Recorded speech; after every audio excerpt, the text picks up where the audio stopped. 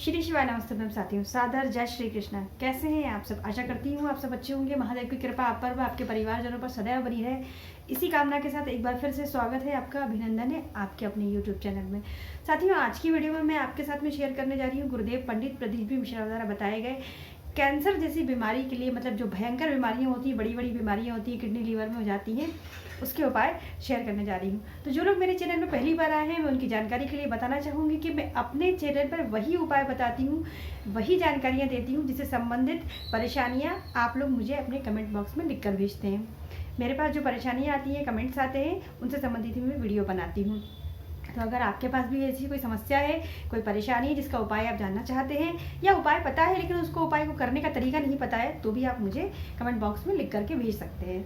तो जैसा कि मैंने आपको बताया कि मैं रिक्वेस्टेड वीडियो बनाती हूँ, तो आज का भी जो वीडियो है वो रिक्वेस्टेड वीडियो है। किसी ने मुझे कमेंट करके बोला था कि कैंसर हो गया है उनके मुँह में, तो इस पर मैं वीडियो बनाऊँ। और किसी ने मुझे किडनी के लिए भी बोला था। तो ये दोनों ही जो उपाय मतलब दोनों बीमारियां हैं, ये जो उपाय है वो दोनों के लिए ही किया जा सकता है, या भयंकर बड़ी बीमारी के लिए गुरुदेव ने बताया है। तो पहले मैं हमेशा की तरह पहले उपाय बताने वाली हूँ, फिर उससे संबंधित बाकी के जो नियम होंगे वो उपाय बताने के बाद बताऊंगी। उपाय में करके दिखाने वाली हूँ, इसलिए ध्यान से देखिएगा और उसके नियम भी फिर बाद में ज़रूर सुन लीजिएगा। अन्यथा अगर आप पूरा वीडियो नहीं देखेंगे, प्लीज़ पूरा वीडियो देख लीजिएगा, वरना उपायों की जो जानकारी होती है या नियम होते हैं वो हम नहीं पालन करते हैं तो उपाय पूरी तरह से कारगर नहीं होते, और हमें लगता है या तो महादेव हमसे रुष्ट है और नहीं तो उपाय ठीक नहीं है। ठीक है, तो मेरी रिक्वेस्ट है प्लीज़ आप वीडियो पूरा देखिएगा। तो वीडियो स्टार्ट करते हैं, पहले उपाय देख लेते हैं। पहले उपाय के लिए आपको एक दुर्वा लेनी है और एक बेलपत्र लेनी है और एक लोटा जल लेना है। ठीक है ना, शुद्ध जल लीजिएगा और तांबे का लोटा। अब इसे लेकर जाना है आपको शिव जी के मंदिर। पहले आपको दुर्वा चढ़ानी है और उसके बाद में आपको बेलपत्र चढ़ानी है। जैसे मैं चढ़ा रही हूँ बिल्कुल वैसे ही चढ़ाइएगा। अपना मुख उत्तर दिशा की तरफ रखिएगा और आप दक्षिण दिशा में बैठ जाइएगा। ठीक है ना, जैसे मैंने चढ़ाया है बिल्कुल आपको वैसे ही चढ़ानी है। और उसके ऊपर आपको एक लोटा जल जो आप लाए हैं वो धीमा धीमा चढ़ाना है। मतलब पहले दुर्वा चढ़ गई, उसके बाद में बेलपत्र, अब हम जल चढ़ा रहे हैं। और ये नंदीश्वर महादेव से अपनी समस्या को बोलते हुए, अपनी बीमारी को बोलते हुए धीमी धीमी गति से आपको चढ़ा देना है। और जो आप जल चढ़ा रहे हैं उसके लिए कटोरी वगैरह लाइएगा ताकि वो जल उसके अंदर आ जाए, उसको आपको झेल लेना है और उसका सेवन आपको प्रतिदिन करना है। ठीक है ना, ये देख लिया आपने। अगला उपाय आपको बता रही हूँ, इसके साथ में आपको एक उपाय और भी करना है। ठीक, तो एक लोटा आपको जल लेना है, इसके लिए भी शुद्ध जल लीजिएगा और 2 आखा चावल ले लीजिएगा। 2 ही चावल के दाने लिए जाएंगे और टूटा फूटा नहीं होना चाहिए। ठीक है ना, अब इसको आपको कहाँ कहाँ चढ़ाना है, कैसे चढ़ाया जाएगा वो ध्यान से समझ लीजिएगा। ठीक है, दोनों उपाय करने हैं आपको। एक लोटा जल को पहले आप चढ़ाएंगे बेलपत्र के वृक्ष में। पहले नंबर पे आपको बेलपत्र के वृक्ष में चढ़ाना है, पूरा नहीं चढ़ाएंगे, जल को आपको बचा लेना है। 3 वृक्षों में चढ़ेगा ये नंबर, अच्छे से समझ लीजिएगा। पहले बेलपत्र का वृक्ष, दूसरा पीपल का वृक्ष।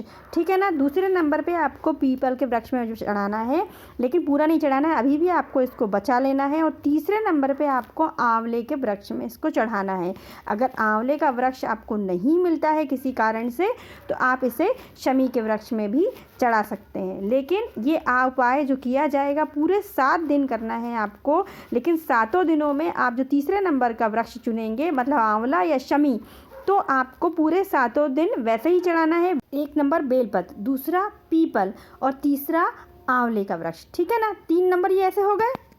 किसी कारणवश मान लीजिए आंवला नहीं मिलता है, तो हमको क्या करना है, फिर 1 नंबर पे हमको बेलपत्र में चढ़ाना है, दूसरा पीपल के पेड़ में चढ़ाना है, तीसरा नंबर जो आ जाएगा वो शमी का पत्र आ जाएगा। ठीक है ना, तो जो आपको मिले एक पहले दिन वही आप पूरे 7 दिन क्रम रखेंगे। ठीक है, इस उपाय को आप उस नाम से करेंगे जो नाम आपको महादेव का सबसे अच्छा लगता हो, या जो मंत्र आपको आता हो वो मंत्र बोलते हुए आप अपनी समस्या बोलकर ये उपाय करेंगे। दोनों उपाय आप खुद भी कर सकते हैं, किसी और से भी करवा सकते हैं। पहला उपाय आप किसी भी समय किसी भी दिन कर सकते हैं, लेकिन इस उपाय को करने के लिए आपको सुबह 10 बजे से पहले ये उपाय कर लेना होगा। ठीक है ना, सब चीज़ समझ में आ गई होगी आपको।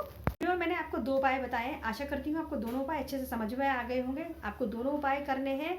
अगर कुछ भी आपको लगता है कोई चीज़ छूट गई है तो आप मुझे कमेंट करके ज़रूर पूछिएगा। कुछ थोड़ी बहुत बातें और नियम और हैं वो मैं आपको बताना चाह रही हूँ, उसे ध्यान से समझ लीजिए।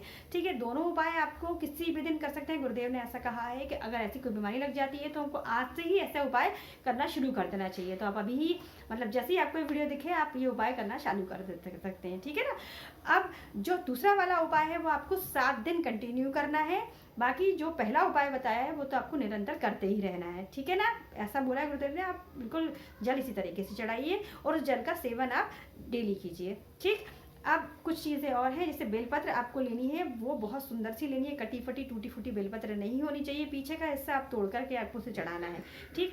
और ऐसे दिन नहीं तोड़नी है जिस दिन बेलपत्र नहीं तोड़ी जाती है, अगर आप तोड़ के चढ़ाते हैं तो, और खरीदते हैं तो मार्केट से आराम से मंगा सकते हैं, या फिर आप मंदिर की भी ले सकते हैं, लेकिन पहले आप मंदिर से मंगा लीजिएगा, क्योंकि आपको पूरा सामग्री, उपाय वाली जो सामग्री होती है वो घर से लेकर जानी होती है, वहाँ पर जाके आप अरेंजमेंट नहीं करेंगे, घर से ही सारी चीज़ें कर करके लेके जाएंगे, ठीक। दोनों उपाय के लिए जो पहला वाला उपाय है, उसमें आप जो जल चढ़ा रहे हैं उसको आपको प्रतिदिन सेवन करना है, लोटा तांबे का ही यूज़ करिएगा, और जो पानी आप लेकर के जाएंगे वो अपने घर का जो पीने का पात्र होता है उसमें से लीजिएगा, और ध्यान रखिएगा और जूठा नहीं होना चाहिए। अक्सर बच्चे वगैरह यूज़ करते हैं तो जूठा कर देते हैं, तो इस चीज़ का आप विशेष ध्यान रखेंगे कि जूठा नहीं होना चाहिए, प्रयास कीजिएगा पीने के पात्र से ले जाएँ, ठीक। शुद्ध जल लेकर जाइएगा और प्रतिदिन आप इस उपाय को करना चालू कर दीजिए। दूसरा वाला जो उपाय है वो ऐसी बीमारियों के लिए है जो भयंकर तरीके से पीछा नहीं छोड़ती है ना, उनको छुड़ाने के लिए आपको मात्र 7 दिन में उपाय ज़रूर करना है, इसलिए मैंने आपको बता दिया। पहला आपको निरंतर करते रहना है, और जो दूसरा वाला उपाय है वो मात्र 7 दिन ही किया जाएगा, ठीक है।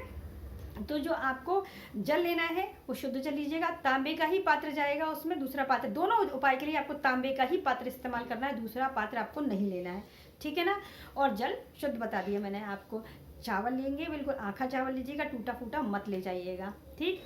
आपको मैंने जैसे क्रम बताया, बेलपत्र में चढ़ाना है, पीपल में चढ़ाना है और शमी पत्र में चढ़ाना है। अगर शमी नहीं है तो आंवले में चढ़ा लीजिए, मगर जो तीसरे नंबर का जो आप पेड़ निश्चित करेंगे या जो आपके यहाँ है तो वो वही रहना चाहिए पूरे 7 दिन। ये नहीं करना है आपको कि एक दिन बेलपत्र में चढ़ा दिया, पीपल में चढ़ा दिया, फिर किसी दिन शमी में चढ़ा दिया और किसी दिन आप आंवले में चढ़ा रहे हैं, नहीं, ऐसा नहीं करना। आपको तीनों वृक्ष, पहला तो निश्चित ही है बेलपत्र, दूसरा आपका पीपल, और जो तीसरा वाला है वो जो आपके पर अवेलेबल, जो आपके पास आसपास लगा हुआ हो, उसको एक ही लोटे को ही लेना है हमको, 3 जगह उसको विभाजित करके चढ़ाना है, अलग से लोटा नहीं लिया जाएगा, अलग से जल हमको उसमें नहीं मिलाना है, ठीक है।